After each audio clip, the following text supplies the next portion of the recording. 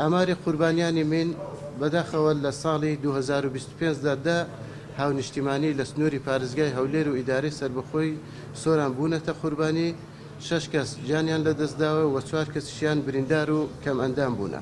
بەپێی ئامارەکانی بەردەستمان ئێستا لە بەڕێوەبەرایەتی پلاندانان 283 چێلگەمین لە سنووری پارێزگای هەولێر و ئیدارەی سەربەخۆی بەکراوەی ماون واتە هێشتا ناوچەی مەترسیدارن و ئەو چێلگەمینانە بەپێی ئەولەویەت واتە بەپێی پێویستی پلانیان بۆ دانراوە و پاک دەکرێتەوە. بەپێی ئەو ئیتفاقی لە ئۆتاوا کرابوو لەگەڵ ئەو وڵاتانەی کە کێشەی مینیان هەیە بەڕێ دانرابوو کە بۆ 2028 تەواوی مینی دژە کەسی لە جیهان قەدەغە بکرێت و نەمێنێ، بەڵام ئیمکانیەتی بەردەستی ئێمە وەکو هەرێمی کوردستان وەکو ئیکما وەکو دەستگای گشتی کاروباری من لە ئێستادا ئەو ئیمکانیەتە نییە کە بە خێراییەکی زۆر بتوانین ئەو هەموو ناوچە پیس بووە پاک بکرێتەوە. بۆیە چاومان لە هاوکاریەکانی حکوومەتە و چاومان لە هاوکاریەکانی ڕێکخراوەکانی کاروباری مینە کە پاڵپشتمان بن بۆ ئەوەی بتوانین ئەو ڕێژەیە پاک بکەینەوە، بەڵام لە ئێستادا و بۆ ئیمکانیەتەکەمە ئێمە ناتوانین ئەوها بە ئاسانی و بەزوویی چێلگەمینەکان پاک بکەینەوە.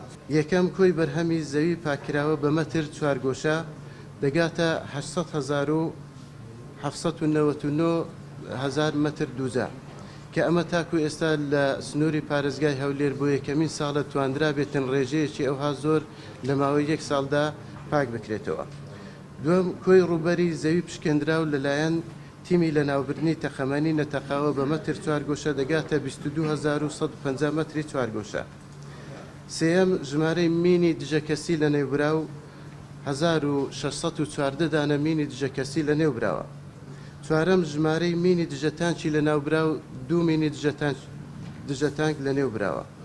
پێنجەم ژمارەی پاشماوەی تەخەمەنی جەنگی لە ناوبراو 23,163 پارچە گولەی تۆپ و هاوەن و ڕۆکێت و نارنجۆک و ئەوانی تر لە نێوبراوە.